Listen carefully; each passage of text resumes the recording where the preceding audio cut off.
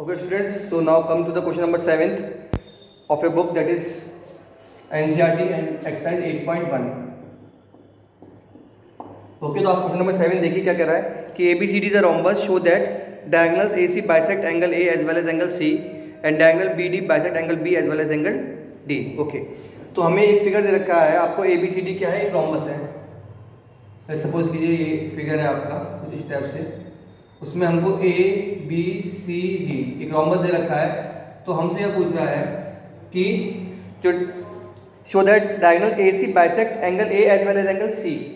ठीक है, तो जो डायगोनल AC है वो क्या कर रही है, A और C को भी बाइसेक्ट कर रही है और एंगल C को भी बाइसेक्ट कर रही है, मतलब दोनों एंगल्स को क्या कर रही है, बाइसेक्ट कर रही है. सिमिलरली हमको ये प्रूव करना है कि BD जो है वो दोनों एंगल्स को क्या करेगी, बाइसेक्ट करेगी. मींस ये वाला और ये वाला एंगल आपस में इक्वल होगा, ये और ये आपस में इक्वल होगा. क्लियर है? यहाँ तक किसी कोई दिक्कत तो हुई नहीं होगी. एंगल A और एंगल C आपस में क्या होंगे, हमारे बाइसेक्ट कर रहे होंगे एंगल्स. क्लियर? तो अब देखो करना क्या है इसमें.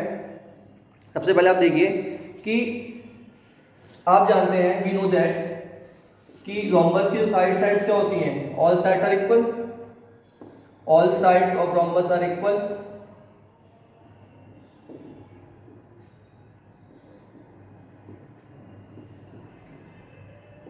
इससे क्या समझ में आता है कि AD किसके इक्वल होगा, AD जो होगी वो किसके इक्वल होगी, DC के इक्वल होगी. AD is equals to DC, और या हम बोल सकते हैं AB और BC में सारी साइड्स क्या होंगी, आपस में बराबर होंगी. तो AD भी किसके इक्वल होगा, DC के इक्वल होगा. तो आप देखिए बेटा, इन ट्राइंगल ADC देखिए राइट में, इन ट्राइंगल ADC आप जानते हैं AD और DC आपस में बराबर है. तो ये मान लीजिए एंगल 1 है, ये एंगल 2, ये एंगल 3 और ये एंगल 4. क्लियर? तो इन ट्राइंगल ADC एंगल 1 किसके इक्वल होगा, एंगल 2 के इक्वल होगा. क्यों? जब AD और DC आपस में बराबर है तो angle opposite to equal sides क्या होती हैं, इक्वल होती है.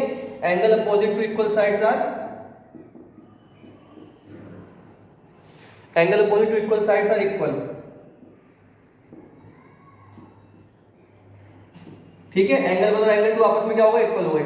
अब एक बात समझने की कोशिश करेंगे, जब एंगल 1 और एंगल 2 आपस में इक्वल हो गए और आप जानते हैं कि AD जो रोम्बस होता है that is also parallelogram. Rhombus भी क्या एक तरीके का पैरेललोग्राम है. Rhombus is also an parallelogram. Rhombus is also an parallelogram.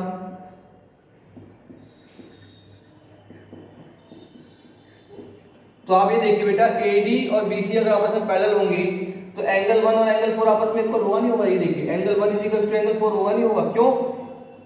क्योंकि सर जो पैरेललोग्राम है तो उनके अपोजिट साइड्स क्या होती हैं, पैरेलल होती हैं. तो ये कौन सा एंगल बन रहा है, एंगल 1 और एंगल 4 कौन सा एंगल बन रहा है, ऑल्टरनेट एंगल बन रहा है. Angle 1 is equal to angle 4 alternate interior angle.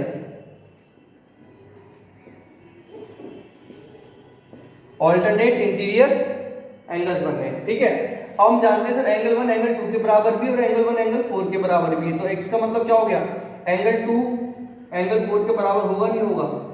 Means हमने प्रूफ कर दिया कि ये जो बाइसेक्ट कर रहा होगा, ये डायगोनल AC एंगल C को बाइसेक्ट कर रही होगी. और सिमिलरली एक बात देखो बेटा, अब आप जानते हैं एंड और AB और CD भी आपस में क्या है, पैरेलल है. AB is parallel to CD, AB is parallel to CD. AB जो लाइन है वो किसके पैरेलल है, CD लाइन के पैरेलल है. तो इससे आपको क्या समझ में आया कि एंगल 3 और एंगल 2 भी क्या होंगे, आपस में इक्वल होंगे नहीं होंगे. क्यों? क्योंकि ये दोनों एंगल कौन से, अल्टरनेट एंगल है. Alternate angles. क्लियर है? कौन से एंगल्स है ये, अल्टरनेट एंगल्स है.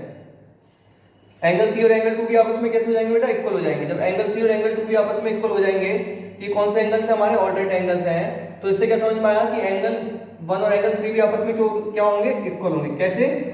ये देखिए एंगल 2 किसके बराबर था, एंगल 1 के बराबर था नहीं था. यहाँ पे देखिए जब एंगल 2 एंगल 1 के बराबर है और एंगल 2 एंगल 3 के बराबर है, तो ये दोनों एंगल्स भी क्या होंगे, आपस में बराबर होंगे या नहीं होंगे. तो इसलिए बोला गया है कि जो डायगोनल्स हैं वो क्या करेंगे, हमारे जो AC डायगोनल है वो एंगल A और एंगल C दोनों को क्या करेगा, बाइसेक्ट करेगा. तो angle 1 is equal to angle 3 हो चुका है. ठीक है, तो ये इस तरीके से हमने क्या कर दिया, इस क्वेश्चन को प्रूफ कर दिया है कि कैसे डायगोनल AC बाइसेक्ट करेगा. और सिमिलरली आप लिख देंगे, सिमिलरली इसके आगे नीचे आप ये लिख देंगे, similarly diagonal BD bisects angle B and angle D. Okay students, तो आप इसको एक बार इसका स्क्रीनशॉट ले लीजिए या फिर इसको नोट कर लीजिए. ओके, तो अब जो हम क्वेश्चन करने जा रहे हैं वो है question number 10.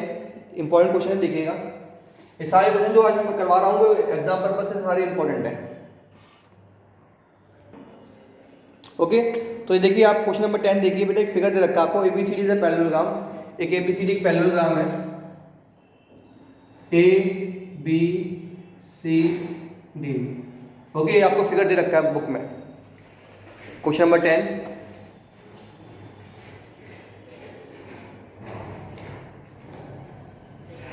ABCD is an parallelogram.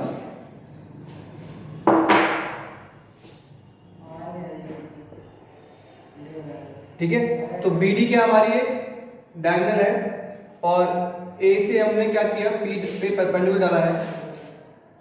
Similarly C से हमने क्या किया है, परपेंडिकुलर डाला है किस पे, Q पे।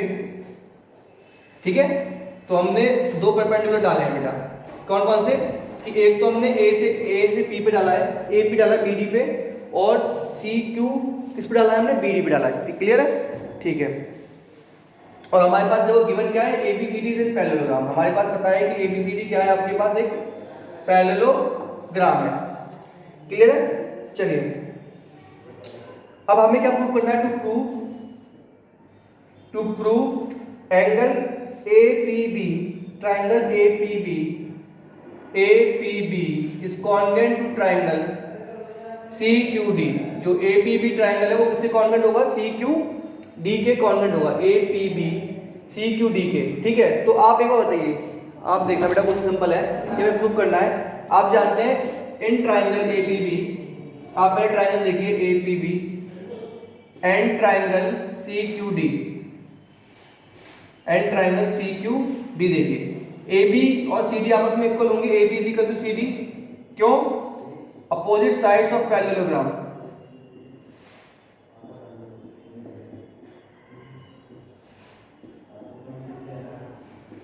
अपोजिट साइड्स ऑफ पैरेललोग्राम क्या होती है हमारी, इक्वल होती हैं। और AB किसके इक्वल होगा, और ये देखिए आप एंगल B और एंगल D आपस में इक्वल होने चाहिए, नहीं होने चाहिए, बिल्कुल होंगे। क्यों, क्योंकि सर ये और कौन से एंगल बना रहे हैं, आपके ऑल्टरनेट एंगल्स बना रहे हैं। तो एंगल B, एंगल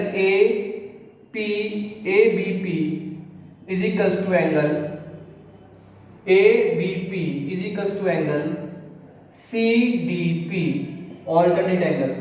दो लाइंस पैरेलल है और BD आपकी क्या, एक ट्रांसवर्सल लाइन है, तो ये एंगल और ये एंगल क्या होंगे आपके, ऑल्टरनेट एंगल्स, ऑल्टरनेट एंगल्स।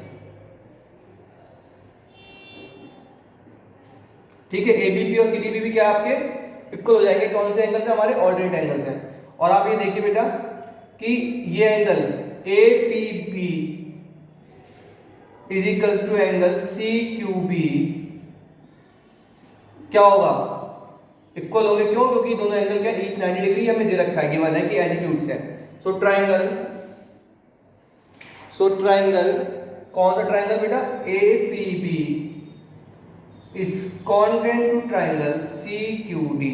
कौन सी प्रॉपर्टी लग गई, बाय, देखिए आप angle side, by angle side. ठीक है, तो एंगल साइड से क्या हो जाएंगे, हमारे इक्वल हो जाएंगे। और सेकंड जो प्रूफ पूछा है वो आपसे स्टूडेंट वो पूछा है कि AP is equal to CQ। Second proof क्या आपसे पूछा है, AP is equal to CQ। तो देखो आपको कुछ करने की जरूरत नहीं है, आप जानते हैं कि देखिए AP और CQ क्या हो रही है, आपस में इक्वल हो रही है। कैसे हो रही है, AP is equal to CQ कैसे हो रहा है, बाय CP CT से। क्लियर है, तो ये समझ में आया होगा। कुछ नहीं करना है स्टूडेंट्स, इस क्वेश्चन में हमको ये दो ट्राइंगल देखने हैं, आप जो इसमें कॉन्वेंसी प्रूफ करनी है, APB and triangle CQD। Okay, तो इनमें कॉन्वेंसी प्रूफ हो जाएगी हमारी एंगल साइड से। Similarly next AP is equal to CQ हो जाएगा हमारी कौन सी प्रॉपर्टी से, CP CT से। ओके, सो नेक्स्ट क्लास में जो हम स्टार्ट करेंगे वो करेंगे अपनी exercise 8.2। Okay, thank you and have a nice day.